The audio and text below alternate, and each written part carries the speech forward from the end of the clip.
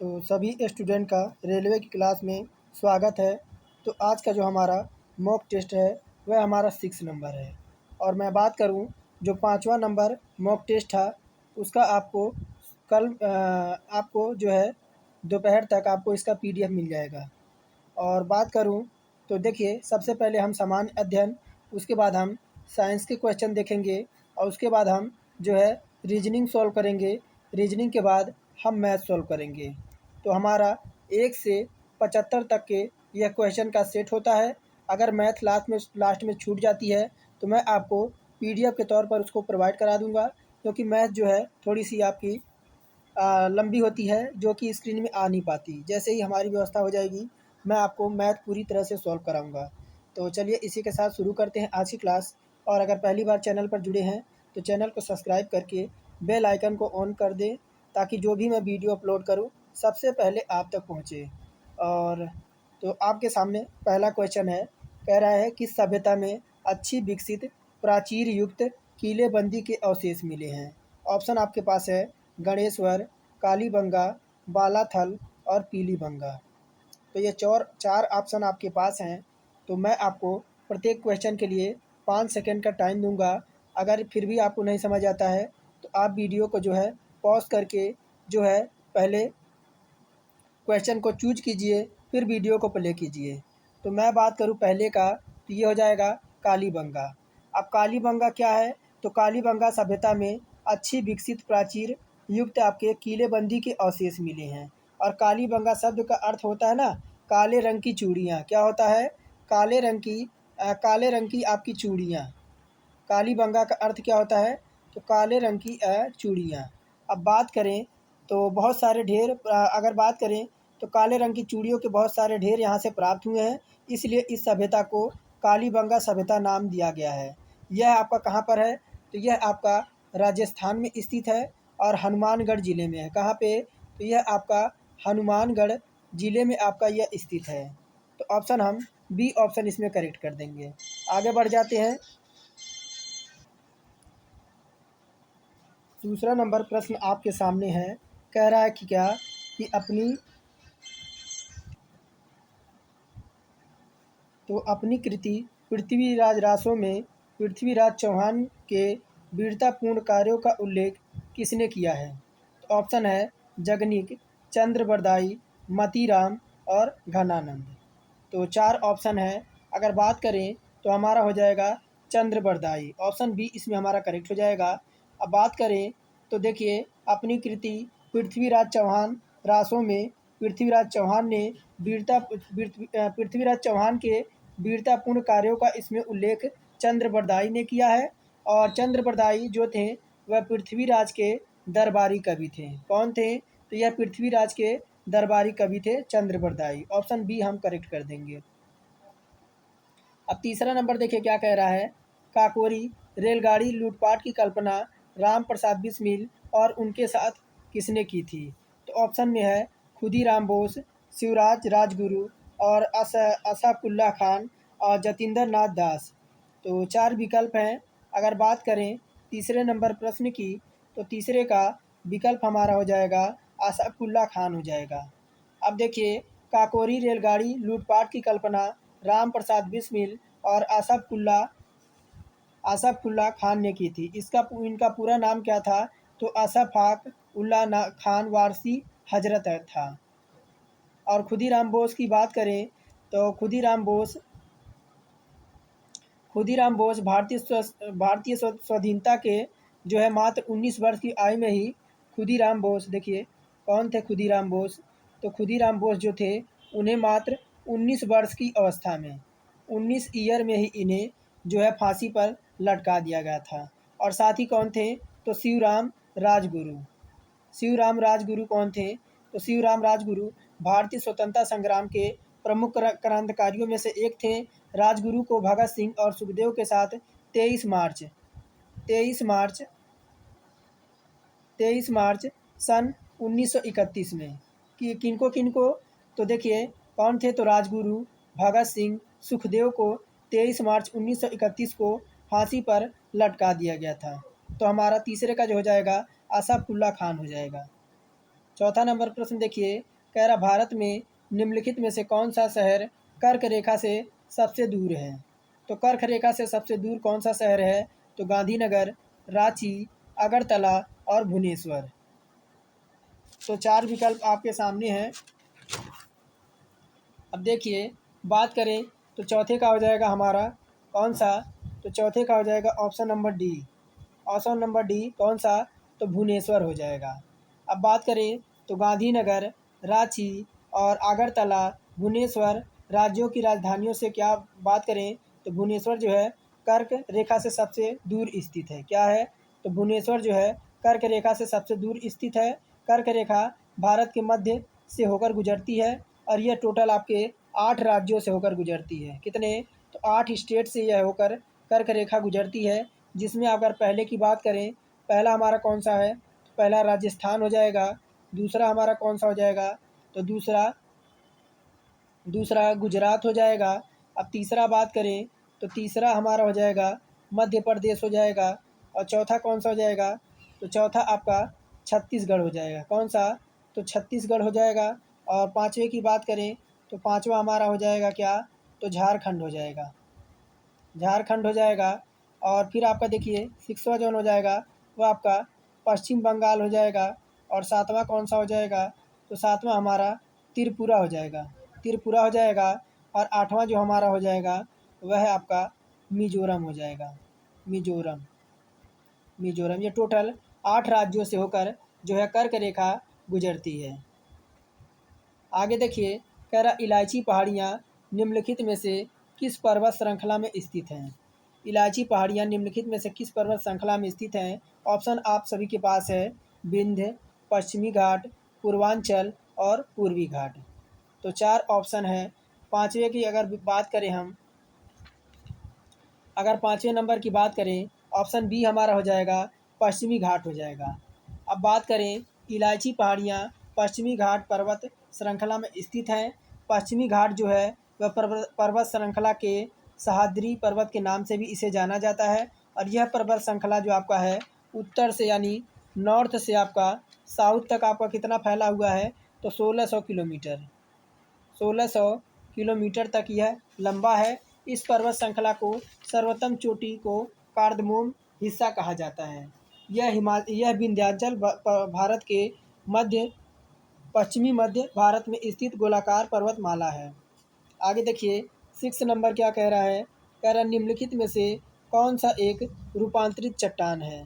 तो ऑप्शन है basalt, साइनाइट, cell और बालू पत्थर। अब बात करें 6 नंबर प्रश्न की, तो 6 का हमारा हो जाएगा ऑप्शन बी, जो हो जाएगा हमारा साइनाइट हो जाएगा। देखिए, आग्नेय एवं अवसादी सेलों में ताप एवं दाब के कारण परिणाम स्वरूप रूपांतरण या परावर्तित चट्टानों का रूपांतरित चट्टान कहा जाता है। साइनाइट, ग्रेफाइट, क्वार्टाजाइट और स्लेट यह रूपांतरित चट्टान के उदाहरण हैं। हमारा विकल्प इसमें बी करेक्ट हो जाएगा। अब 7वां नंबर देखिए क्या पूछ रहा है, कह रहा है कि निम्नलिखित में से किसने संविधान सभा में उद्देश्य प्रस्ताव प्रस्तुत किया था। ऑप्शन आप सभी के पास है, डॉक्टर भीमराव अंबेडकर, जवाहरलाल नेहरू, सरदार वल्लभ भाई पटेल और डॉक्टर राजेंद्र प्रसाद। तो 7वें का ऑप्शन हम बी लगा देंगे। बी हमारा हो जाएगा पीटी जवाहरलाल नेहरू। अब बात करें तो पंडित जवाहरलाल नेहरू ने संविधान सभा का उद्देश्य आपका प्रस्तुत किया था। यह उद्देश्य प्रस्ताव कब उन्होंने पारित किया था, तो 13 दिसंबर सन 1946 को। 13 दिसंबर सन 1946 को पंडित जवाहरलाल नेहरू ने यह पेश किया था और जिसने संविधान तैयार करने के लिए मार्गदर्शक सिद्धांत प्रदान किया। अब बाद में भारत के संविधान की प्रस्तावना के रूप में इसे ले लिया गया। और इस प्रस्ताव को अगर बात करें तो इस प्रस्ताव को 22 जनवरी 1947 को 22 जनवरी 1947 को संविधान सभा द्वारा सर्वसम्मति से इसे स्वीकार कर लिया गया। इसने संवैधानिक संरचना के मूल सिद्धांतों और दर्शन को निर्धारित किया। इसने अपने सभी बात को चरणों के माध्यम से संविधान के अंतिम आकार को जो है प्रभावित किया। आगे बढ़ जाते हैं 8वें नंबर की ओर। कह रहा भारत में राजकोषीय नीति किसके द्वारा जो है तैयार की जाती है। यह सब आपके मोस्ट इम्पोर्टेंट क्वेश्चन है और ये आपके हर तरह के एग्जाम में ये आपको देखने को मिलेंगे। क्या पूछ रहा है, कह रहा भारत में राजकोषीय नीति किसके द्वारा तैयार की जाती है। तो वित्त मंत्रालय, योजना आयोग, भारतीय रिजर्व बैंक और भारतीय प्रतिभूति और विनिमय बोर्ड। तो 4 ऑप्शन आपके पास हैं। अगर 8वें नंबर की बात करें तो देखिए 8वें नंबर का ऑप्शन नंबर ए हो जाएगा हमारा, वित्त मंत्रालय हो जाएगा।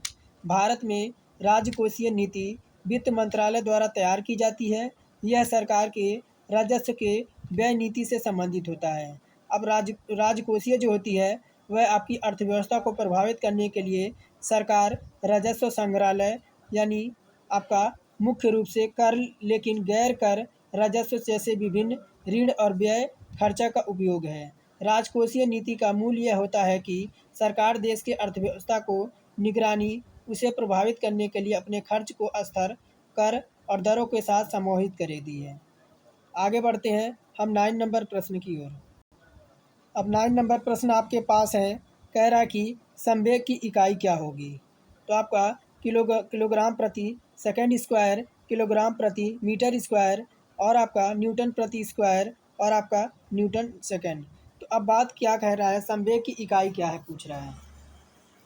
तो संवेग की इकाई क्या होती है, तो ऑप्शन डी हमारा हो जाएगा कि आपकी क्या हो जाएगी, तो न्यूटन सेकंड हो जाएगी। अब संवेग का सीजीएक मात्रक बात करें, संवेग का सीजीएस मात्रक भी आपका पूछा जाता है विभिन्न तरह के एग्जामों में। सीजीएस मात्रक इसका क्या हो जाएगा, तो ग्राम क्या हो जाएगा, देखिए ग्राम सेंटीमीटर प्रति आपका क्या हो जाएगा, सेकंड हो जाएगा। इसका सीजीएस मात्रक हो जाएगा। अब बात करें तो अब देखिए इसमें आपका इसके संवेग की बीमा बात करें, इसका बीमा कितना होता है, तो बीमा आपका होता है m1 और L1 और आपका T1। यह इसका बीमीय सूत्र होता है संवेग का। आगे देखिए कह क्या रहा है कि एक वस्तु जो एक समान वृत्तीय गति से होकर गुजर रही है उसमें डैश डैश है। तो शून्य त्वरण, निरंतर गति और निरंतर चाल। तो एक वस्तु जो एक समान वृत्तीय गति से गुजर रही है उसमें डैश डैश है। तो देखिए हम बात करेंगे, ऑप्शन डी हमारा इसमें करेक्ट हो जाएगा। ऑप्शन डी हमारा करेक्ट हो जाएगा कि एक वस्तु जो एक समान वृत्तीय गति से गुजर रही है उसमें निरंतर चाल जो होती है वह एक समान वृत्तीय गति वहाँ है जहाँ कोई गतिमान वस्तु निरंतर गति के साथ एक वृत्ताकार पथ का जो है पता लगाती है। तो हम डी विकल्प इसमें करेक्ट कर देंगे 10 नंबर में। 11 नंबर प्रश्न देखिए क्या कह रहा है, कह रहा है कि किस प्रकार का ऊर्जा रूपांतरण होता है जब तीर को कमान के खींचे हुए तार से छोड़ा जाता है। तो ऑप्शन आपके पास है, स्थितिज ऊर्जा का पेशीय ऊर्जा में और गतिज ऊर्जा का स्थितिज ऊर्जा में और स्थितिज ऊर्जा का गतिज ऊर्जा में। डी है गतिज ऊर्जा का पेशीय ऊर्जा में। तो हम जो है 1 घंटे में आपका 1 आवर में हम कोशिश करते हैं कि हमारा 75 क्वेश्चन जो है हमारा ख़त्म हो जाए। अब देखिए हमारा विकल्प सी हो जाएगा। इस स्थितिज ऊर्जा जो है वह गतिज ऊर्जा में आपकी जो है खींचे हुए तार से छोड़ा जाता है। अब बात करें तो स्थितिज ऊर्जा को गतिज ऊर्जा में रूपांतरण जब होता है जब तीर को कमान के खींचे हुए तीर से छोड़ा जाता है। जब तीर को कमान से चलाया जाता है तो सबसे पहले यह स्थितिज ऊर्जा और यह धनुष में खिंचाव की स्थिति के कारण आपका लोचदार संभावित ऊर्जा होती है। जब धनुष से तीर चलाया जाता है तो धनुष की जो लोचदार संभावित ऊर्जा यह आपकी गतिज ऊर्जा में परिवर्तित हो जाती है। गतिज ऊर्जा यानी आपकी काइनेटिक एनर्जी। अब देखिए क्या कह रहा है 12 नंबर, कह रहा है कि चंद्रमा पर किसी वस्तु का वजन आपका 15.5 न्यूटन है तो पृथ्वी पर इसका वजन क्या होगा। अब बात करें 12 नंबर हमारा न्यूमेरिकल का प्रश्न है। तो क्या कह रहा है, तो चंद्रमा पर किसी वस्तु का वजन पृथ्वी की अपेक्षा 116 होता है। कितना, 116 होता है। और तो पृथ्वी पर अगर बात करें तो वस्तु का द्रव्यमान कितना दे रखा है, तो आपका 15.5 न्यूटन दे रखा है। इसे क्या करेंगे हम 6 से मल्टीप्लाई करा देंगे। अब 6 से मल्टीप्लाई करा देंगे तो हमारा कितना आ जाएगा 93 न्यूटन आ जाएगा। 93 न्यूटन आ जाएगा, जो कि आप देख पा रहे होंगे हमारा विकल्प नंबर बी और इसमें करेक्ट हो जाएगा। अब आगे देखिए 13 नंबर प्रश्न क्या कह रहा है। क्या कह रहा है कि निम्नलिखित में से कौन सा उपकरण विद्युत धारा के तापन प्रभाव यानी हीटिंग इफेक्ट पर काम नहीं करता है। तो आप 1 मिनट में इसे छोटा कर दूं ताकि विकल्प और भी दिखे।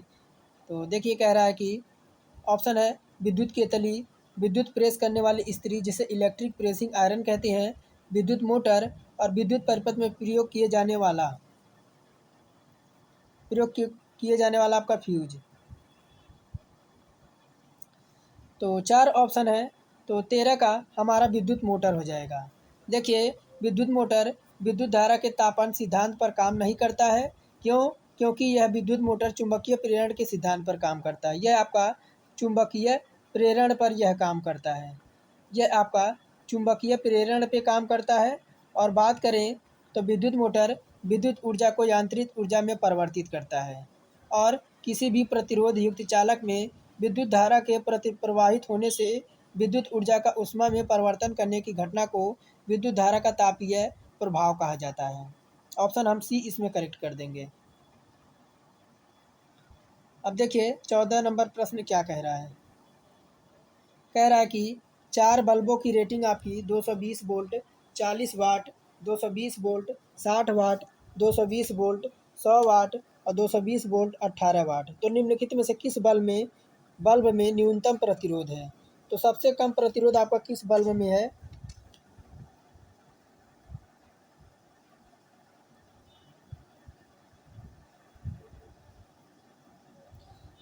तो अगर बात करें 14 नंबर प्रश्न की, तो इसका एक सूत्र होता है। क्या होता है? इसका सूत्र होता है P बराबर आपका V² अपॉन में R होता है।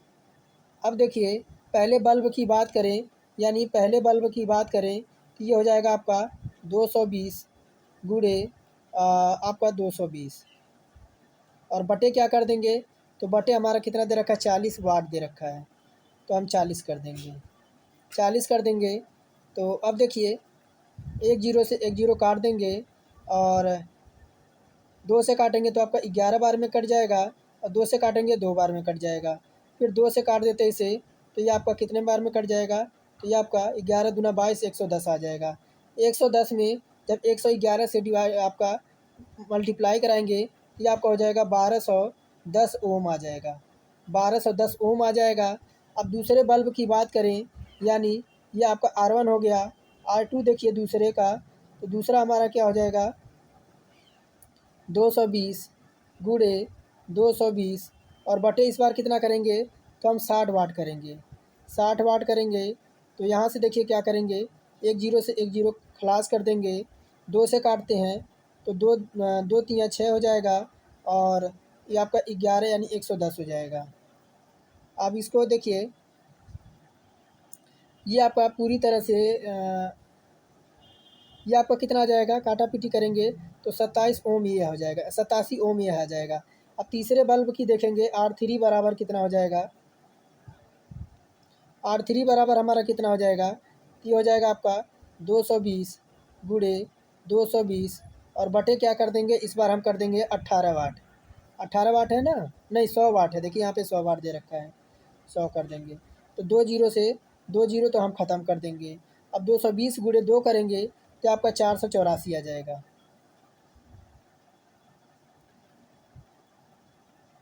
नहीं 2 जीरो नहीं है ना, 1 मिनट, 200 कितना है, 220 है ना ये, 1 मिनट थोड़ा सा मिस्टेक हो रहा है, 220 है ये, 1 मिनट, तभी तो मैं कह रहा हूँ 220 है ये, 220 है और ये आपका 100 हो जाएगा।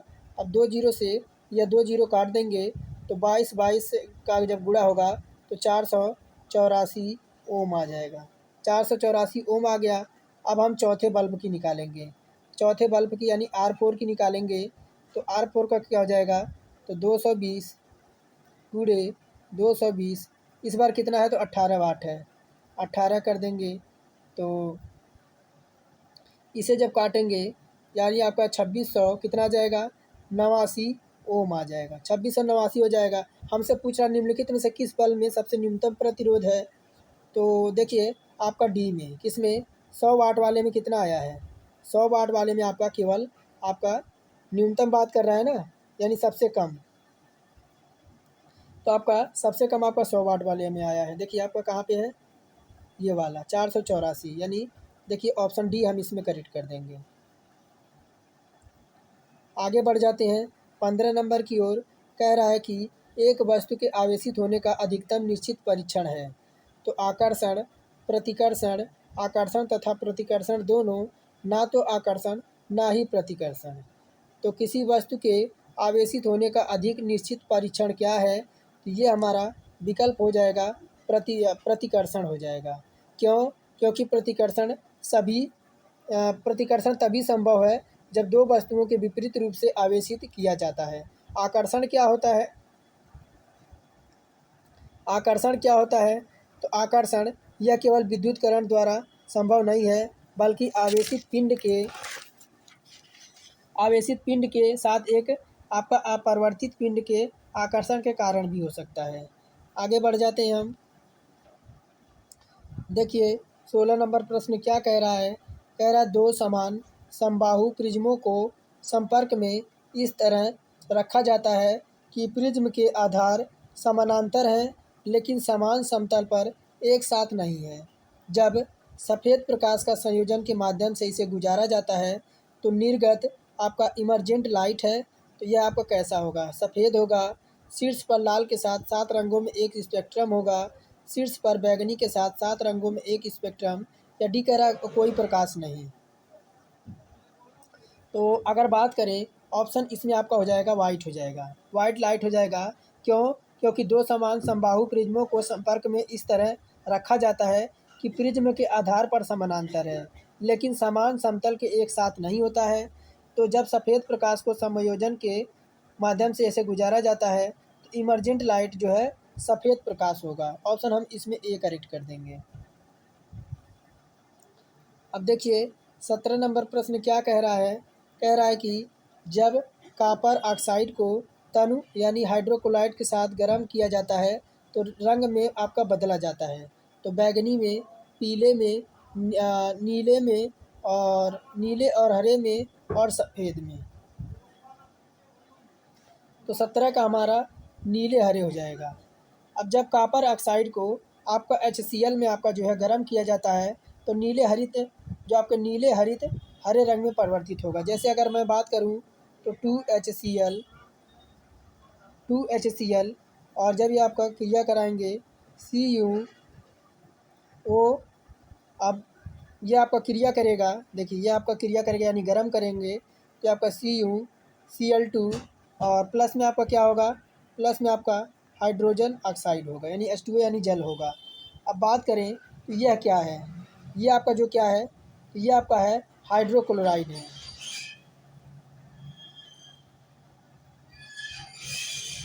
हाइड्रोक्लोराइड है ये आपका हाइड्रोक्लोराइड है। और ये आपका क्या है, CuO, यहाँ पर कॉपर ऑक्साइड है, यह आपका कॉपर ऑक्साइड है, कॉपर ऑक्साइड है। और CuCl2 क्या है, तो ये आपका कप्यूरिक ऑक्साइड है। आगे बढ़ जाते हैं, ऑप्शन हम इसमें सी करेक्ट कर देंगे। देखिए क्या कह रहा है। कह रहा है कि मैग्नीशियम रिबन के जलीय कॉपर सल्फेट के साथ अपक्रिया होने पर कौन सी रासायनिक अपक्रिया होती है, पहचानिए उसे। तो अपघटन अपक्रिया, संयोजन अपक्रिया, रेडॉक्स अपक्रिया, और दिक् विस्थापन अपक्रिया। तो 18 नंबर है, तो थोड़ा सा हमने बड़ा किया इसे, तो ऑप्शन सी हमारा हो जाएगा रेडॉक्स अपक्रिया।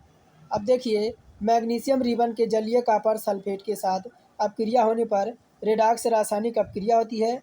रेडॉक्स अपक्रिया वह होती है जिसमें ऑक्सीकरण और अपचयन दोनों साथ साथ होते हैं। जैसे आपका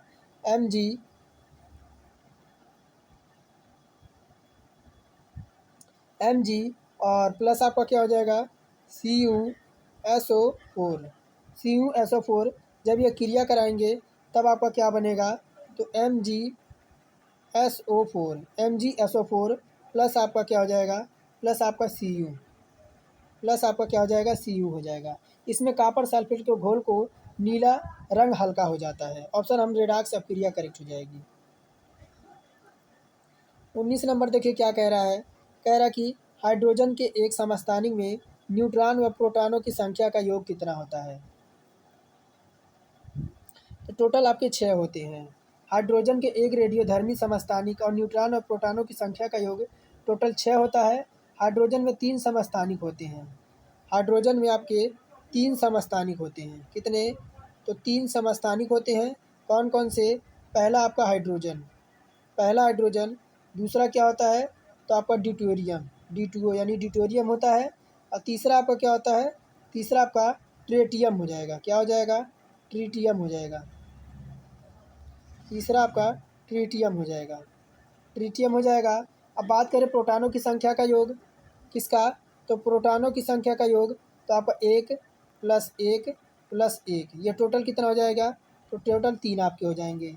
और साथ ही आपके न्यूट्रॉनों की योग की बात करें तो न्यूट्रॉनों की योग तो ये आपका कितना होता है? 0 + 1 + 2, यह कितना हो जाएगा? टोटल 3 हो जाएगा। अब हाइड्रोजन में न्यूट्रॉनों और प्रोटॉनों की संख्या कितनी हो जाएगी? न्यूट्रॉन और प्रोटॉन हाइड्रोजन में आपके कितने हो जाएंगे? तो 3 और +3, ये टोटल आपके 6 हो जाएंगे। 6 हो जाएंगे, जो कि ऑप्शन नंबर सी में है। कह रहा उस पदार्थ को आपको पहचानना है जिसे बिजली का जो है सुचालक बनाने हेतु विद्युत अपघटन प्रक्रिया के दौरान पानी में डाला जाता है। ऑप्शन है शर्करा क्रिस्टल और तनु H2SO4 और खाना बनाने वाले तेल के बूंदे और लोह चूर्ण। तो उस पदार्थ को आपको पहचानना है जिसे बिजली का सुचालक बनाने हेतु विद्युत अपघटन प्रक्रिया के दौरान पानी में डाला जाता है। तो ये आपका हो जाएगा तनु H2SO4 की बूंदें। अब बात करें तो विद्युत अपघटन की वह प्रक्रिया है जिसके द्वारा किसी रासायनिक यौगिक को विद्युत धारा में प्रवाहित करके उसे रसायन को तोड़ा जाता है। तो हम तनु H2SO4 की बूंदें करेक्ट हो जाएंगे इसमें। आगे देखिए 21 नंबर प्रश्न क्या कह रहा है? कह रहा कि असंतृप्त हाइड्रोकार्बन जिसमें एक या एक से अधिक द्विबंध होते हैं उन्हें डैश डैश कहा जाता है। एल्कीन, एल्कली, एल्केन और एल्काइन। तो 21 नंबर प्रश्न है हमारा हो जाएगा एल्कीन हो जाएगा। अब देखिए जब असंतृप्त हाइड्रोकार्बन एक या एक से अधिक एकल बंध जुड़े होते हैं तो उसमें आपके एल्काइंस होते हैं। एल्काइंस होते हैं जिसे हम क्या कहते हैं? जैसे आपका CH4 C2H6 और साथ ही आपका यह क्या हो जाएगा? ये आपका हो जाएगा जब एक या एक से अधिक असंतृप्त हाइड्रोकार्बन द्विबंध से जुड़े होते हैं तो उन्हें हम एल्काइंस कहते हैं। ऑप्शन हम जो है ऑप्शन ए करेक्ट कर देंगे। आगे बढ़ जाते हैं 22 नंबर की ओर।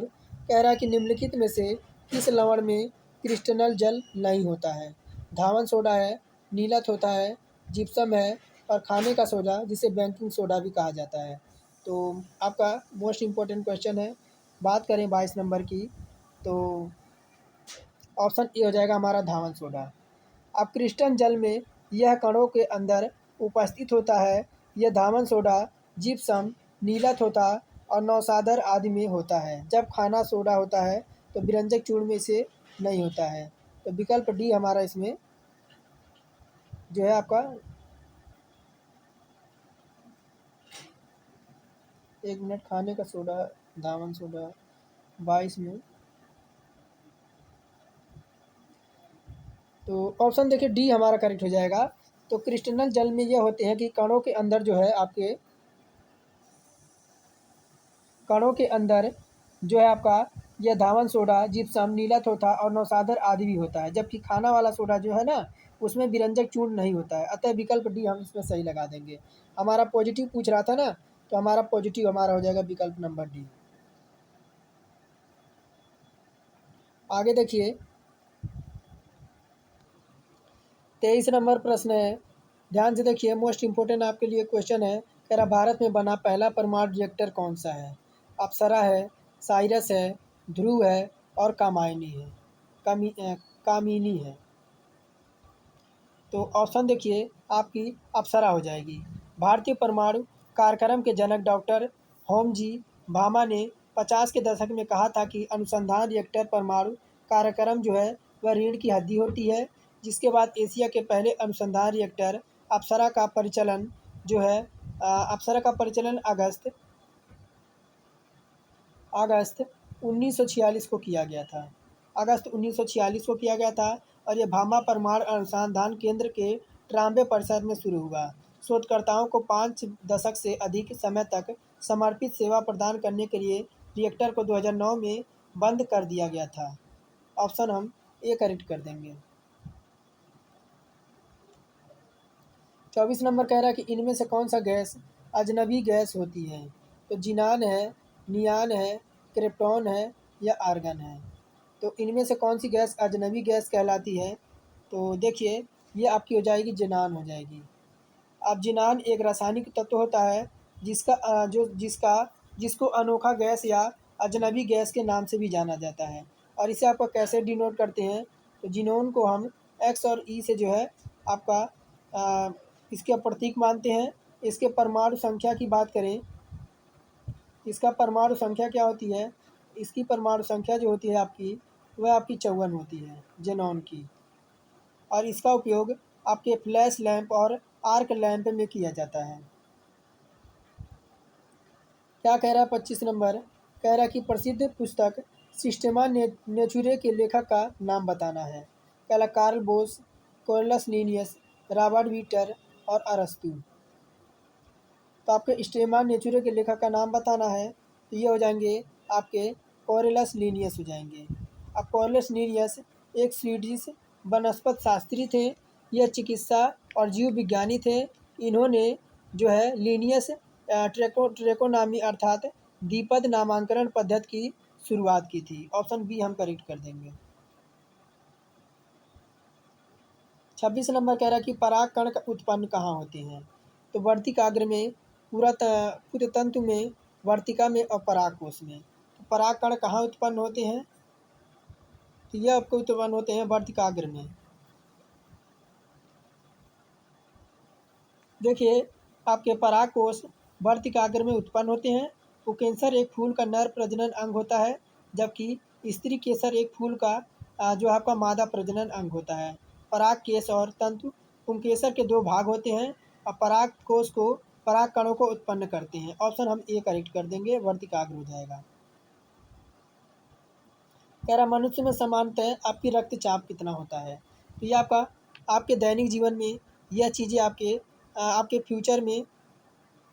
फ्यूचर में यह आने वाला आपके लिए मोस्ट इम्पोर्टेंट क्वेश्चन है। इसका जो आपको हमेशा ज़रूरत पड़ेगी।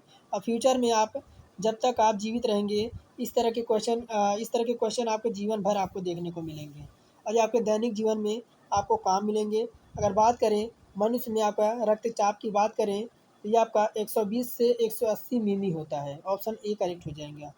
अब 120 सेंट्रोल अर्थात वर्टिकल के सिकुड़ने के दबाव होता है और 80 जो आपका होता है वह डायस्टोल का दबाव होता है। 120 क्या होता है इसमें? 120 जो होता है ना, वह आपका सिस्टोल सिस्टोल होता है। देखिए सिस्टोल जो होता है, सिस्टोल अर्थात वेंट्रिकल का सिकुड़ने पर दबाव होता है। और 80 क्या होता है? तो 80 जो होता है वो आपके डायस्टोल होता है। डायस्टोल होता है, यह इसका दबाव होता है।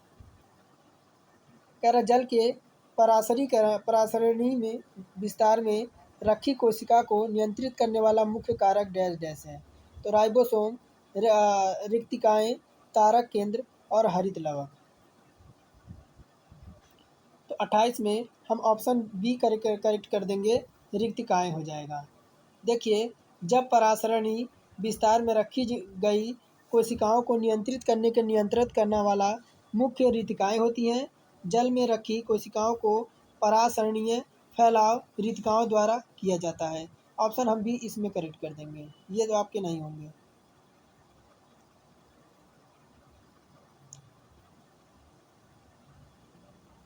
भारतीय राष्ट्रीय गान इनके द्वारा रचा गया है। तो भारतीय राष्ट्रीय गान आप सब जानते हैं रविन्द्रनाथ ठाकुर के द्वारा।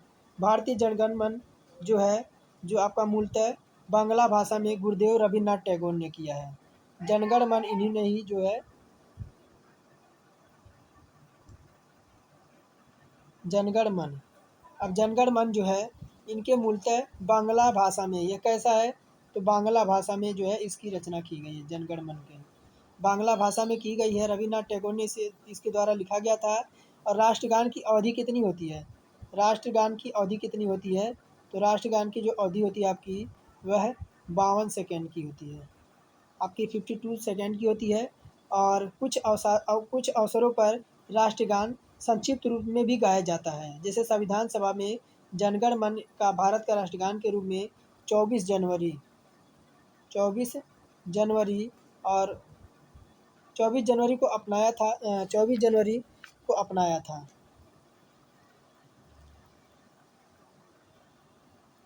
कह रहा कि प्रसिद्ध पुस्तक इंडिका किसने लिखी थी, तो इंडिका की बात करें तो यह आपने शुरू से ही इंटर से लेकर आपको हाई स्कूल तक यह क्वेश्चन आपको बार बार रिपीट देखने को मिलेगा कि मेगास्थनीज के द्वारा जो है इंडिका पुस्तक लिखी गई थी।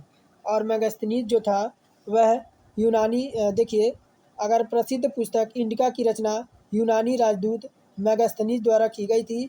मेगानिस्त कौन था, तो ये चंद्रगुप्त मौर्य के दरबार में राजदूत बनकर आया था। इसने अपनी पुस्तक इंडिका में भारत का वर्णन किया और मेगास्थनीज ने पाटलिपुत्र नगर का भी वर्णन किया था। अब देखिए ये आपके लिए जो है होमवर्क है, ये आपके लिए इसका स्क्रीनशॉट ले लीजिए। ये आपके लिए होमवर्क है 31 नंबर। फिर हम चलेंगे रीजनिंग की तरफ, उसके बाद हम जो है 32 नंबर से फिर हम मैथ सॉल्व करेंगे। तो ये आपका मैं जो है इसको हटा देता हूँ, थोड़ा सा स्क्रीनशॉट लीजिए और कमेंट में बताइए कि 31 नंबर का क्वेश्चन आपका क्या आएगा। तो चलिए अब हम रीजनिंग सॉल्व करेंगे और लास्ट में मैथ सॉल्व करेंगे। तो आपके सामने रीजनिंग का पहला प्रश्न है, क्या कह रहा है, प्रश्न चिन्ह को उस विकल्प से आपको प्रतिस्थापित करना है जो पहले युग में लागू तर्क का ही अनुसरण करता है। तो अब देखिए यहाँ पे आपका क्या दे रखा है,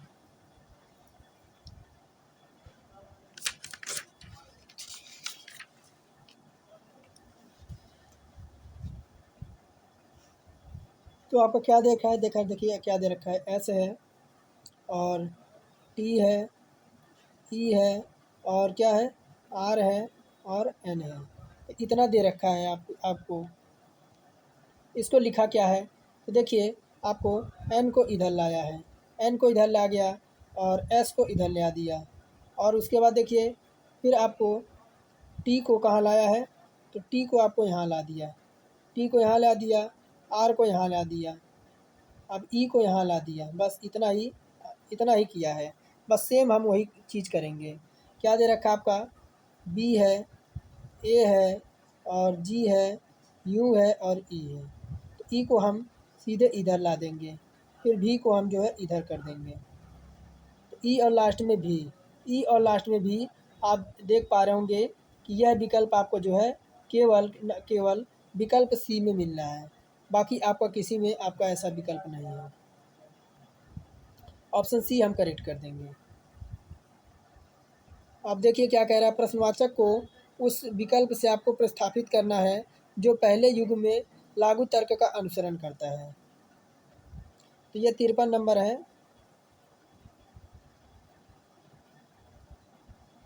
तो आपका 28 दे रखा है, क्या दे रखा है, 28 दे रखा है। दो और प्लस 8, इसे तो तोड़ लेंगे, 2 और 8 कितना होता है, तो 10 होता है। 10 को 3 से मल्टीप्लिकेशन करा देंगे तो हमें 30 प्राप्त हो जाएगा। अब कितना दे रखा है आपका, 49 दे रखा है। सेम 49 को भी ऐसे ही करेंगे, 4 और प्लस का 9 और बराबर 9 4 कितना हो जाएगा, 13 हो जाएगा। और 13 को हम 3 से मल्टीप्लाई करा देंगे तो 13 3 कितना हो जाएगा, 39 हो जाएगा। और 39 आप देख पा रहे होंगे केवल ऑप्शन नंबर बी में है। अब यही देखिए क्या दे रखा है आपका, इस प्रतीक आपको दे रखा है, कह रहा क्रम के अनुसार एक श्रृंखला बनाई गई तो श्रृंखला में प्रश्नवाचक के स्थान पर क्या आना चाहिए। ये वाला आपका देखिए प्रश्नवाचक के स्थान पर आपका क्या आना चाहिए।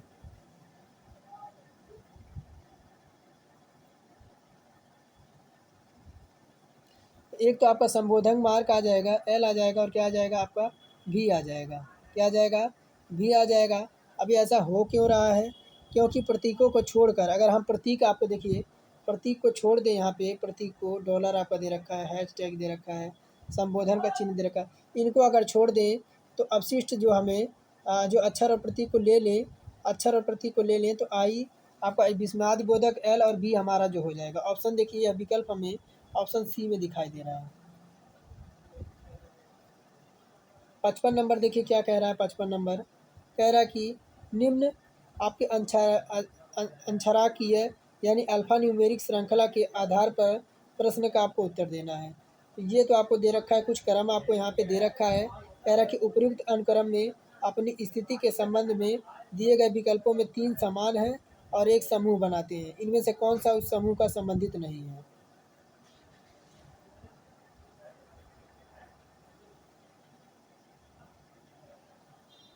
अब यहाँ पे देखिए आप आर और डी देखिए, आर और डी, उसके साथ ही आपके 7 और वाई के साथ आपका क्या है, तो आई। यह जो आपके हैं, जैसे आपका देखिए इसमें आपके आर 4 और डी, R4 और डी, साथ ही आपके Y21, उसके बाद क्या है डी 8 और एफ, D8 और एफ। तो हमसे पूछ क्या रहा था कि 3 समान है और एक समूह आपको बनाते हैं, इनमें से कौन सा उस समूह का जो है संबंधित नहीं है। तो संबंधित नहीं है तो आपका देखिए 76Y दे रखा है ना कहीं, 76 यहाँ देखिए 76Y दे रखा है, ये हमारा जो है समूहों से संबंधित नहीं होगा। आगे देखिए कह रहा दी गई श्रृंखला में अगला पद आपको ज्ञात करना है।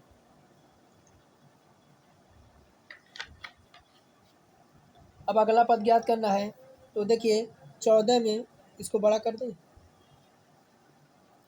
देखिए 14 और आपका 70 दे रखा है, 14 और 70 दे रखा है ना। तो 14 और 70, 14 पचे कितना होता है, 14 पचे आपका 70 होता है ना। तो आपका 5 का गुणा हुआ है। और आपका देखिए 70 और 350 दे रखा है, तो कितने का आपका मल्टीप्ले, आपका फिर आपका 5 का ही हुआ है, 5 का। फिर 350 में आपका फिर कितने का, 5 का ही होगा ना। हाँ तो 5 का ही हो रहा है, तो 5 का ही होगा। अब देखिए 5 से मल्टीप्लाई करा देंगे 1750 में, 1750 में 5 से मल्टीप्लाई करा देंगे तो आपका 8700 कितना आ जाएगा, 1 मिनट, 8700 हो जाएगा ना, 8750 हो जाएगा। 8750 हमारा प्रश्नवाचक के मार्क पे आ जाएगा। ये आपको ऑप्शन ए में देखने को मिल रहा है।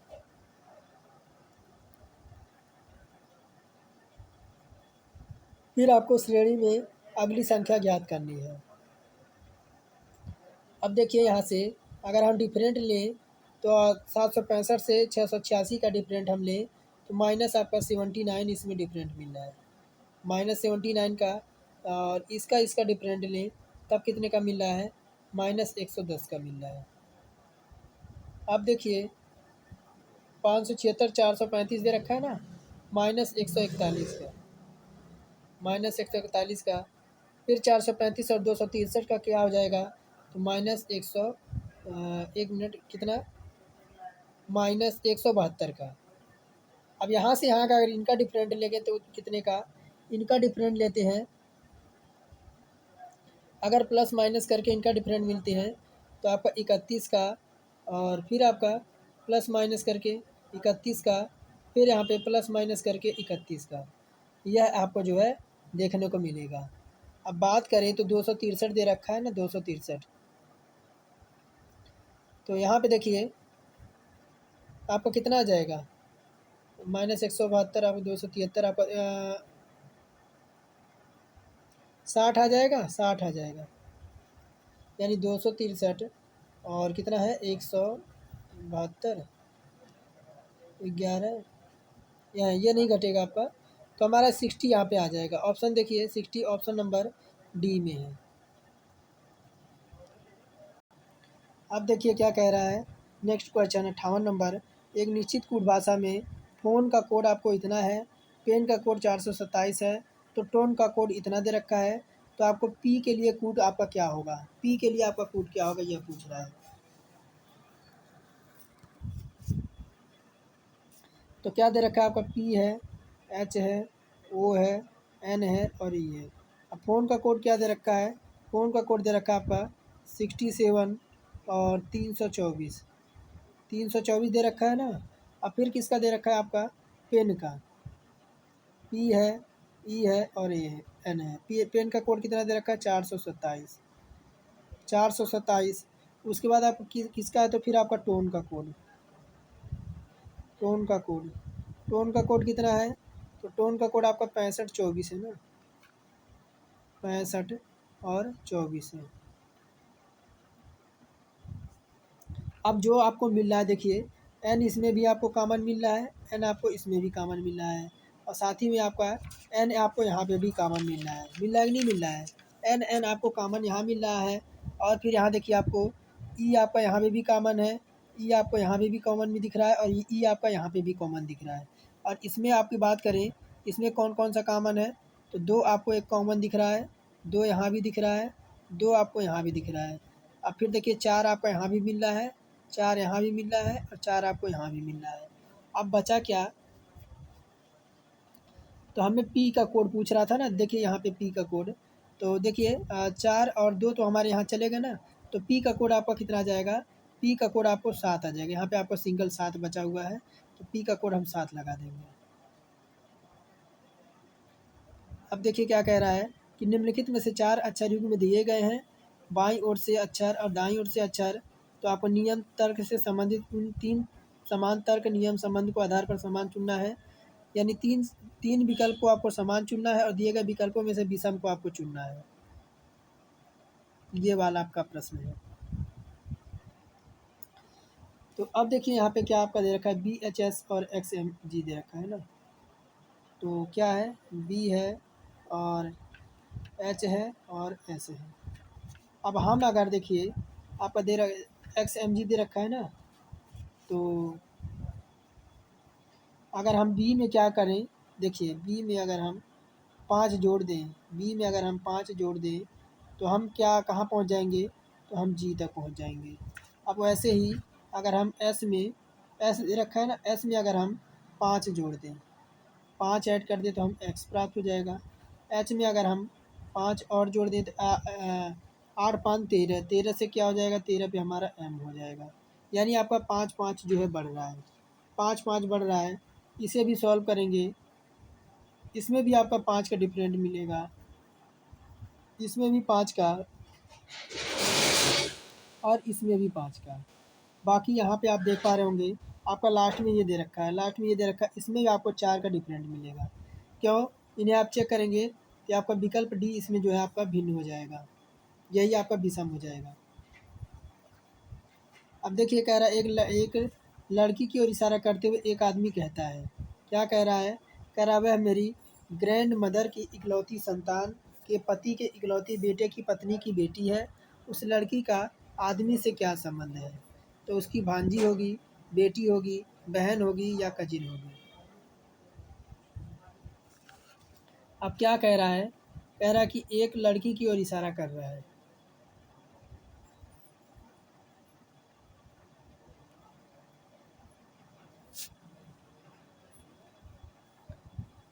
तो देखिए यहाँ हमने डायग्राम बना दिया है।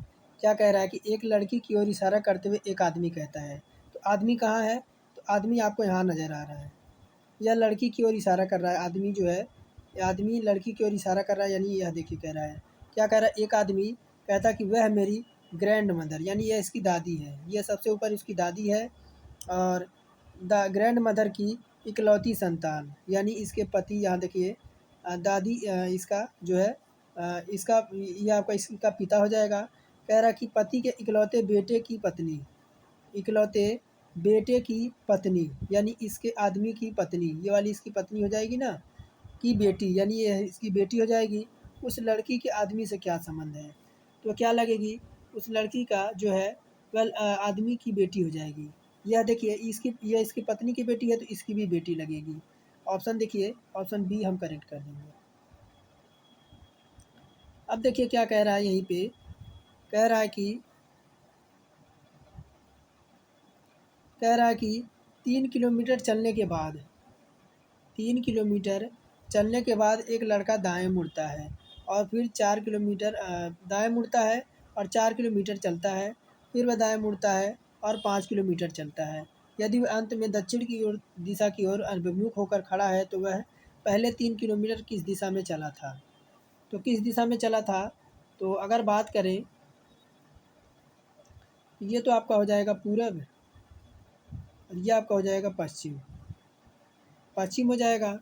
अब देखिए पहले हम देखिए इस तरह के क्वेश्चन हम सबसे पहले हम उत्तर में ही चलाते हैं।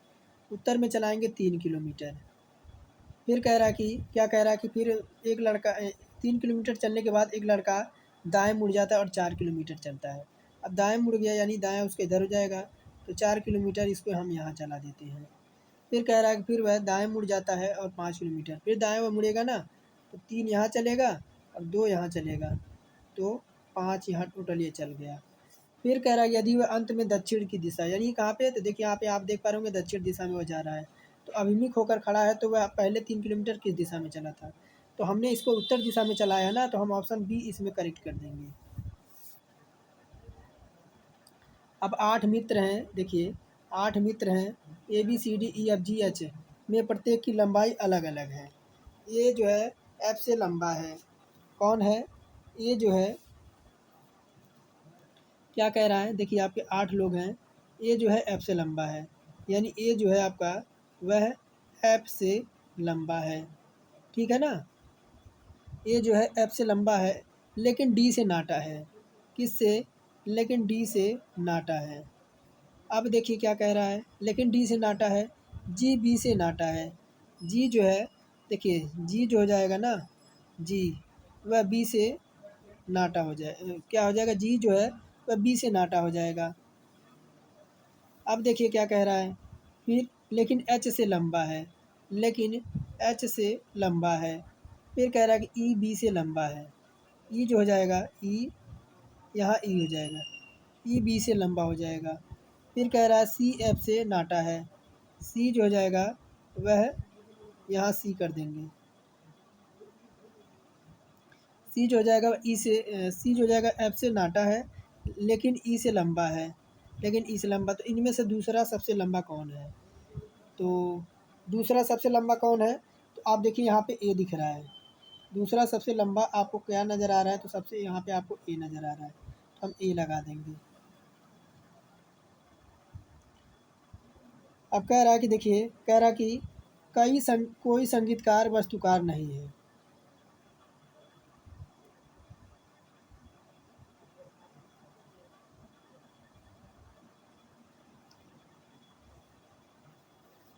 कह रहा है कोई संगीतकार जो है वो आपका वस्तुकार नहीं है।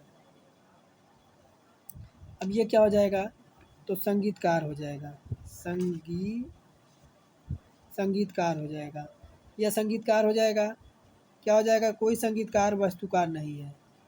तो ये आपका देखिए वस्तुकार नहीं है, तो यहाँ वस्तुकार हम बना देते हैं, वस्तुकार नहीं है, ये वस्तुकार हो जाएगा। अब क्या कह रहा है? सभी क्रिकेटर संगीतकार हैं। सभी क्रिकेटर जो हैं इसके अंदर ही आपका आ जाएगा, इसके अंदर क्या आ जाएगा? इसके अंदर ही आपका आ जाएगा क्रिकेटर। क्या? क्रिकेटर संगीतकार है, ये क्या हो जाएगा? तो क्रिकेटर हो जाएगा, क्रिकेटर। अब देखिए समझ गए होंगे आप, थोड़ा सा कलर चेंज कर लूँ। फिर क्या कह रहा है? सभी खिलाड़ी आपके आर्किटेक्ट हैं। सभी खिलाड़ी जो हैं आर्किटेक्ट हैं, यानी आपके वास्तुकार हैं। इसके अंदर ही हो जाएगा ना, इसके अंदर ही हो जाएगा। क्या हो जाएगा? ये हो जाएंगे खिलाड़ी, खिलाड़ी। अब देखिए निष्कर्ष क्या कह रहा है? कह रहा है निष्कर्ष कुछ आर्किटेक्ट क्रिकेटर हैं। तो यहाँ पे देखिए आपका क्रिकेटर यहाँ है, तो ये आपका असत्य हो जाएगा, असत्य हो जाएगा ये। सेकंड कह रहा है कोई भी खिलाड़ी क्रिकेटर नहीं है, तो ये आपका क्रिकेटर और खिलाड़ी आपके यहाँ पे है, तो बिल्कुल सत्य हो जाएगा। कोई संगीतकार वादक नहीं है, कोई संगीतकार आपका जो है क्या है, तो वादक नहीं है, यह भी आपका सत्य हो जाएगा। तो हम बात करें तो केवल आपका दूसरा और तीसरा हमारा अनुसरण कर रहा है। केवल दूसरा और तीसरा हम देखेंगे विकल्प कहाँ है, तो केवल दूसरा और तीसरा, तो इधर आपका होगा ऊपर। तो यहाँ पे आप देख पा रहे होंगे दूसरा और तीसरा जो है अनुसरण करते हैं।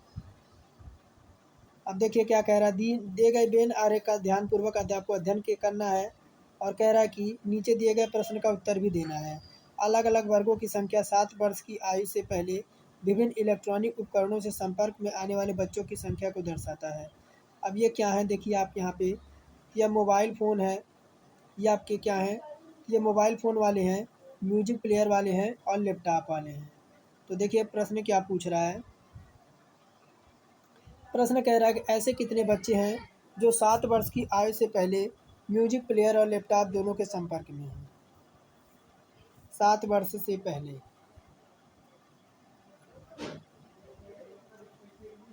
तो ऐसे कितने बच्चे जो 7 वर्ष की आयु से पहले म्यूजिक प्लेयर और लैपटॉप वाले हैं, तो ऐसों की संख्या कितनी हो जाएगी।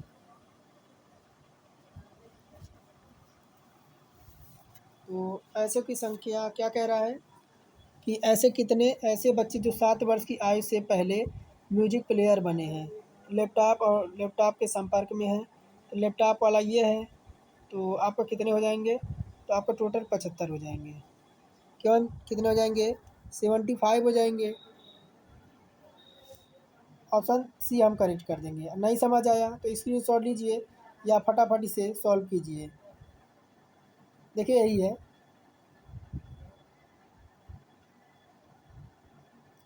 अब देखिए क्या कह रहा है, कह रहा मान लें कि प्रत्येक सेट में वर्ण एक समान पैटर्न को पालन करता है, आपको लुप्त पद ढूंढना है।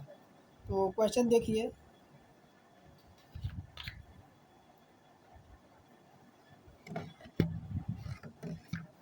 तो अब देखिए इसमें चल क्या रहा है पैटर्न, 65 नंबर है ना,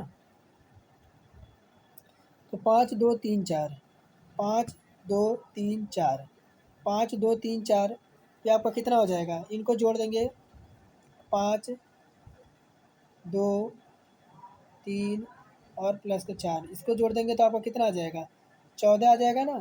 14 गुणे 2 कर देंगे, यह कितना हो जाएगा, 28 हो जाएगा। उसी प्रकार पहला तो हमारा ख़त्म हुआ। दूसरा देखिए, दूसरा आपका क्या है, 6 है, 1 है, फिर आपका 2 है, फिर आपका क्या है, 4 है। इनको जोड़ते हैं तो कितना आ जाएगा, सेकंड को जोड़ेंगे तो कितना आ जाएगा, तो ये आपका हो जाएगा 13, 6 7, 6 4 10 और यहाँ पर 13 हो जाएगा। 13 को किससे डिवाइड कर देंगे, हम 2 से कर देंगे, तो कितना आ जाएगा, 26 आ जाएगा। सेम आप देखिए ये वाला 5 है, प्लस का 3 है, प्लस का 4 है और प्लस का 6 है, तो 6 4 10 और 5 3 8, 18 तिया कितना हो जाएगा, 18 तिया 36 हो जाएगा। ऑप्शन हम बी करेक्ट कर देंगे।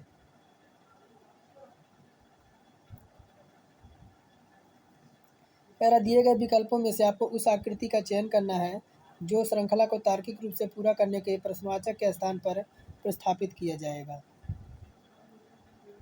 तो अब देखिए यहाँ पे आपको 4 विकल्प तो नज़र आ रहे होंगे, थोड़ा सा मैं और छोटा कर दूँ, तो ये आपको प्रश्न नज़र आ रहे हैं। इसमें अगर विकल्प पूरा करें तो यहाँ पे प्रश्नवाचक मार्ग पे आपका कौन सी संख्या आएगी, ए है, बी है, सी है और डी है।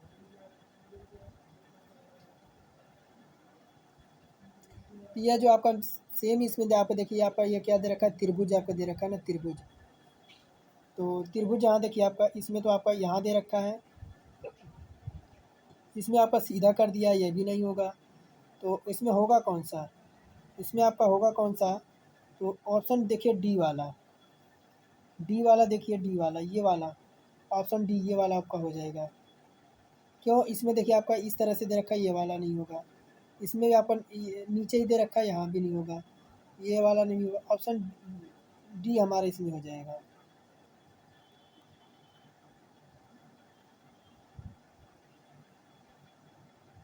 अब ये आपकी प्रश्न आकृति है, इसे ध्यान से देख लीजिएगा। यह प्रश्न आकृति है और उत्तर आकृति आपको इधर मिलेगी, 67 67 यहाँ पर। अब उत्तर आकृति यहाँ पे है, इसमें क्या क्या रहा था, सही दर्पण प्रतिबिंब आपको बताना था। तो देखिए क्वेश्चन इधर उधर हो गया, बाकी आप चाहे स्क्रीनशॉट लेकर देख सकते हैं। इसमें ये वाला आपका वाटर इमेज बनेगा, दर्पण प्रतिबिंब यानी मिरर आपका जो बनेगा विकल्प डी बनेगा। 68 कह रहा है कि निम्नलिखित में से कौन सी आकृति आपकी असंगत है। असंगत की बात करें तो असंगत असंगत,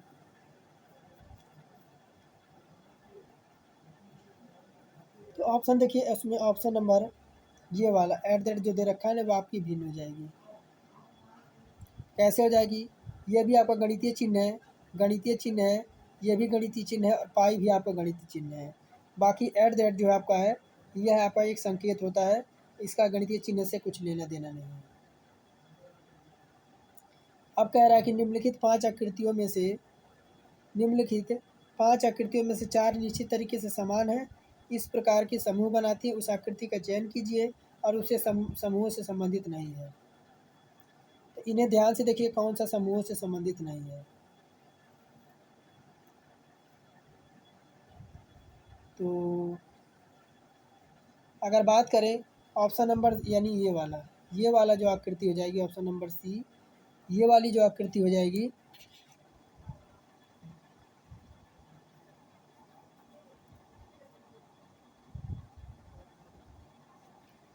यानी बी आकृति है ना, ये वाली यानी ये वाली आकृति, ये वाली देखिए, ये आपकी सबसे भिन्न हो जाएगी। बाकी ये देखिए आपको कहीं ना कहीं समान दिख रहे हैं, इक्वल दिख रहे हैं ये दोनों, ये भी आपको इक्वल दिख रहा है, ये भी आपको इक्वल, लेकिन विकल्प नंबर सी देखिए ये आपको अलग दिखाई दे रहा है।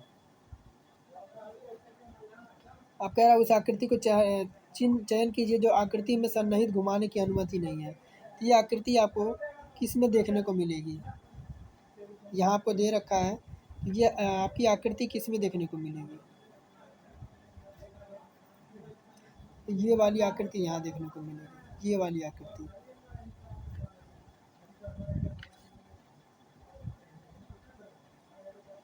बढ़ जाते हैं आगे।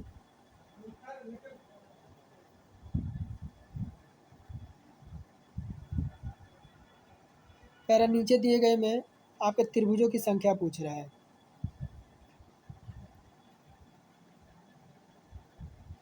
त्रिभुजों की संख्या पूछ रहा है कि कह रहा है इसमें कितने त्रिभुज हैं। तो यहाँ से एक मिलेगा आपको, यहाँ से भी एक मिलेगा, और बात करें तो एक यहाँ से, एक यहाँ से, एक यहाँ से, एक यहाँ से, एक यहाँ से, एक यहाँ से, एक यहाँ से, एक यहाँ से, एक यहाँ से, और एक आप बड़ा वाला आपको यहाँ से मिलेगा, और फिर साथ ही आपको ये वाला। यानी इसमें अगर त्रिभुजों की संख्या देखिए, इसमें तो कोई शॉर्टकट तो आपका चलेगा नहीं, आपको काउंट ही करना पड़ेगा। काउंट करेंगे इसमें आपको टोटल 18 त्रिभुज निकल के आएंगे। देखिए ये वाला भी एक त्रिभुज हो जाएगा, ये वाला भी एक त्रिभुज बनेगा, इधर भी ऐसे बनेगा, यानी इधर भी आपका एक ऐसे बनेगा, फिर यहाँ भी बनेगा। तो इस तरह से आपका बनेगा, ये 18 त्रिभुज आपके काउंट करने पे आएंगे। कह रहा है बात क्या कह रहा है कि आपको निम्नलिखित शब्दों को तार्किक और सार्थक क्रम में आपको व्यवस्थित करना है। अब अगर आप बीमार पड़ेंगे, 72 नंबर है, अगर आप बीमार पड़ेंगे, सबसे पहले आप बीमार पड़ेंगे, बीमार पड़ेंगे कि नहीं पड़ेंगे? सबसे पहले आप बीमार पड़ेंगे, उसके बाद आप क्या करेंगे? चिकित्सक डॉक्टर के पास जाएंगे, डॉक्टर के पास जाएंगे, डॉक्टर क्या करेगा?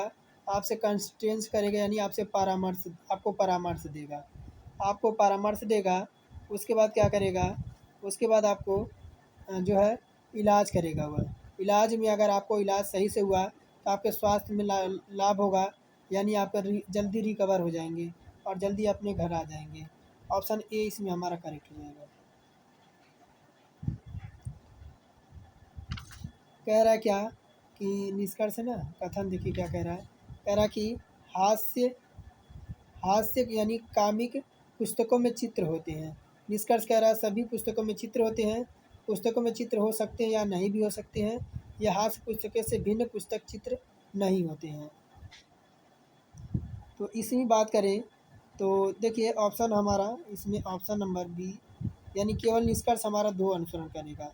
ये वाला अनुसरण हमारा करेगा कि हास्य पुस्तकों से भिन्न पुस्तकें जो है चित्रों में नहीं होता है। तो विकल्प हम बी करेक्ट कर देंगे।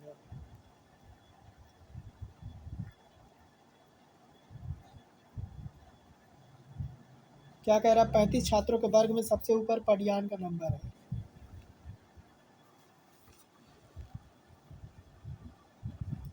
कह रहा कि 35 छात्रों के वर्ग में सबसे ऊपर पंडियान का नंबर है। कह रहा कि दिनेश के ऊपर 5वीं रैंक वाला, कार्तिक के नीचे 13 वाली रैंक है, और नीचे तीसरे स्थान पर निरंजन के नीचे जो शीर्ष 15वें स्थान पर है।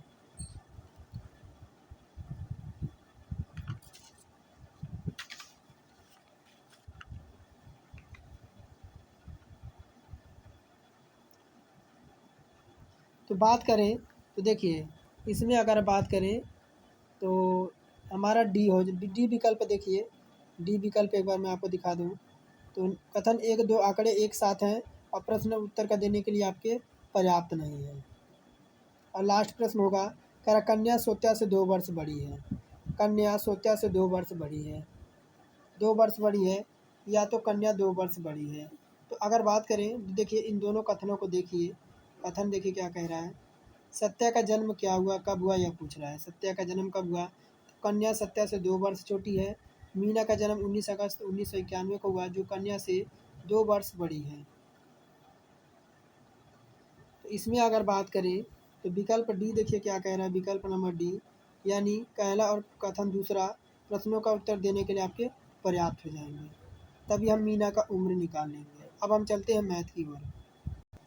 तो देखिए क्या कह रहा है, आपका संख्या दे रखा है और कह रहा है इकाई स्थान पर कौन सा अंक आएगा। यानी आपको कितना दे रखा है, 125 और कितना है 12,568, 12,568 के वर्ग आपका 125, और कह रहा है कि इकाई स्थान पर कौन सी अंक आएगा। इकाई स्थान पर आपको कौन सा अंक आएगा, तो 125 दे रखा है ना, 125 को हम 4 से डिवाइड कर देते हैं। अब इसे 4 से करते हैं तो कितना हो जाएगा आपका, 4 3 आपका 12 आ जाएगा, कट जाएगा। अब 152 को जो है कितना 152 है ना, सॉरी आपका 152 है, मैं 125 से कर रहा हूँ, 152 है, 152 है। इसे 4 से डिवाइड करेंगे, 4 3 12 हो जाएगा, 3 कितना आ जाएगा, 3 उतर जाएगा, 2 हो जाएगा, और 4 8 32 हो जाएगा। यानी पूरा पूरा कट जा रहा है, पूरा पूरा कट जा रहा है। विभाजित करने पर शेषफल क्या आता है, 0 आता है। अब फिर अब बात करें तो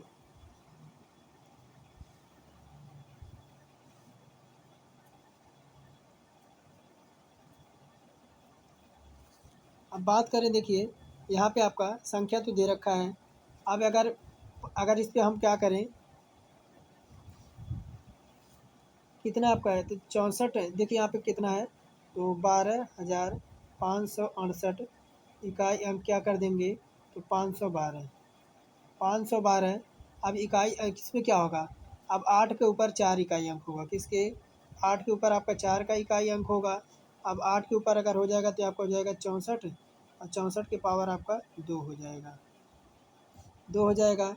अब 4 हो जाएगा, 4 पे आपकी क्या हो जाएगा, तो 4 पे आपका 16 हो जाएगा। अब 16 हो जाएगा, यानी आपको कितना हो जाएगा, 16, यानी इकाई के अंक आपका 6 आ जाएगा। ऑप्शन ए इसमें करेक्ट कर देंगे।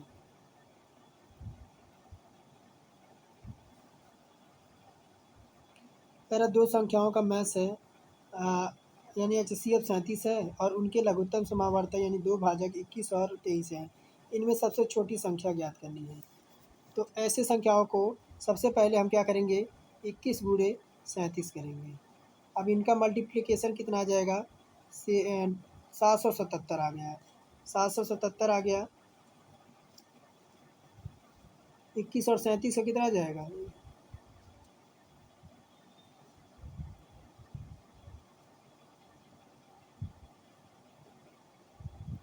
उसके बाद हम किसका निकालेंगे, 23 और 37 का निकालेंगे। अब देखने को भी पता चल रहा है कि आपका 21 और 23 का सबसे छोटा है, और इसको जब मल्टीप्लिकेशन कराएंगे 777 आएगा। अब 23 और 37 का मल्टीप्लिकेशन कराएंगे तो आपका बड़ा आएगा। हमसे छोटी सबसे संख्या पूछ रहा था, तो हमारा ये हो जाएगा विकल्प नंबर सी। कारण इन समीकरणों में आपको x का मान ज्ञात करना है, x का मान ज्ञात करना है। तो ऐसी संख्याओं देखिए आपका क्या हो जाएगा,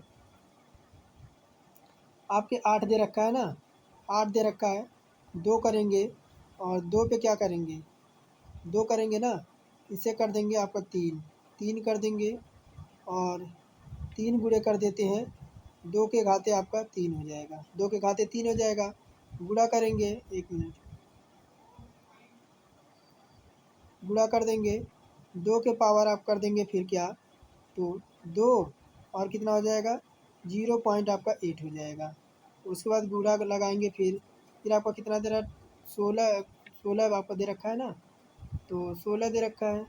इसे क्या करेंगे, 2 के पावर 2 के पावर 4 कर देंगे, 4 कर देंगे और इंटू में कर देंगे 0 आपका 4 कर देंगे और बराबर आपका 2x हो जाएगा। 2x हो जाएगा। चूँकि आप सभी जानते हैं एम पे अगर आपका ए पे एम है और इसके पावर एन है, तो यह क्या हो जाता है, ये आपका हो जाता है ए के पावर एम और एन हो जाता है। यह ध्यान रखिएगा। फिर देखिए आपका क्या आ जाएगा, दो ये आपका ये पावर आपके समान है ना, तो इनको जोड़ देंगे 2 और इंटू 6 इंटू 9 आ जाएगा। 2 के पावर 6 पॉइंट आपका 9 आ जाएगा, गुणा लगा देंगे। फिर आपका 2 है ना, 2 और 2 के पावर आपका क्या आ जाएगा, आपका 1.6 आ जाएगा। उसके बाद 2 2 2 पे आपके पावर कितना आ जाएगा, 1 पॉइंट आपका 6 यहाँ भी आ जाएगा, बराबर क्या हो जाएगा आपका 2 का x हो जाएगा। फिर देखिए आपका पावर सभी के हर समान है, तो इसे हम 2 कर देंगे और सभी को हम ऊपर जोड़ देंगे। 6.9 1.6 और 1.6 इनको जोड़ देंगे तो आपका कितना आ जाएगा, इनको हम जोड़ देंगे 6.9 प्लस 1.6 प्लस 1.6 इनको जोड़ देंगे। जोड़ने के बाद क्या करेंगे, ये हमारा हो जाएगा 2 का x हो जाएगा, 2x हो जाएगा। अब ये एक और जानते हैं m इंटू एन बराबर क्या होता है, ये होता है आपका a प्लस आपका n होता है, ये आपका सूत्र होता है। अब यह क्या हो जाएगा, तो सबको जोड़ देंगे तो 2 के पावर आपका कितना आ जाएगा, 10 आपका 1 आ जाएगा, बराबर 2x हो जाएगा। अब घातों की तुलना कर देंगे तो आपका 10.1 आपका आ जाएगा, जो कि ऑप्शन नंबर डी हमारा करेक्ट हो जाएगा। अब इसका मान ज्ञात करने को कह रहा है कि आपको मान ज्ञात करना है। कितना दे रखा है आपका, देखिए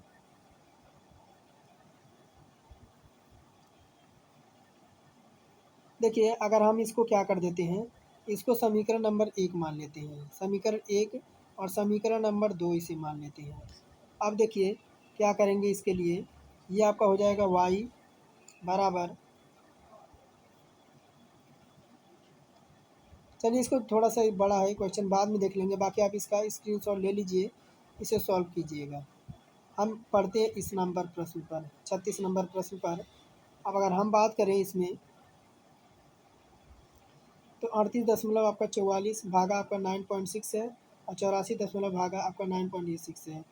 अब देखिए यहाँ पे आपका अगर एक हम इसको लगाएं तो ये आपका हो जाएगा 6.2 और 6.2 डिवाइड बाई आपका क्या हो जाएगा 3.1 इंटू 9.3 और डिवाइड बाई आपका 3.1 का होल स्क्वायर हो जाएगा, बराबर लगा देंगे। इधर हो जाएगा आपका, देखिए इधर आपका क्या हो जाएगा 2 इंटू 3 का क्या हो जाएगा होल स्क्वायर हो जाएगा। अब देखिए इनको जब सब सॉल्व करेंगे तो आपका 36 आ जाएगा, जो कि ऑप्शन नंबर सी दिख रहा है। आगे देखिए क्या कह रहा है, यदि तीन संख्याएं आपको औसत 65 और 70 दे रखा है, क्या दे रखा है आपका, तो आपको 65 70 और 75 है, विद्यार्थियों की संख्या 65 और 70 और 75 है, सभी विद्यार्थियों का औसत अंक आपको ज्ञात करना है। तो ऐसे क्वेश्चन के लिए क्या करेंगे, 65 गुणे 75 और प्लस कर देंगे क्या, तो 70 और गुणे 70 और उसके बाद आपका प्लस कर देंगे 75 गुणे 75 और बटे क्या हो जाएगा, बटे आपका 65 है प्लस का 70 है और प्लस का क्या है 75 है। अब ऊपर जोड़ देंगे, ऊपर क्या करेंगे, ऊपर देखिए 65 और 75 का मल्टीप्लिकेशन होगा तो 4225 आएगा, प्लस लगा देंगे 70 70 आपका कितना हो जाएगा, ये आपका 4900 आ जाएगा, 4900 और प्लस आपका 75 75 आपका कितना आ जाएगा 5625 आ जाएगा और बटे इनको जोड़ के ये आपका 210 आ जाएगा। अब ये आपका ऊपर जोड़ेंगे तो 14,750 आ जाएगा ऊपर और नीचे आपका 210 आ जाएगा। अब इनको काटेंगे तो आपका 70 यानी बी ऑप्शन देखिए ये आपका आ जाएगा।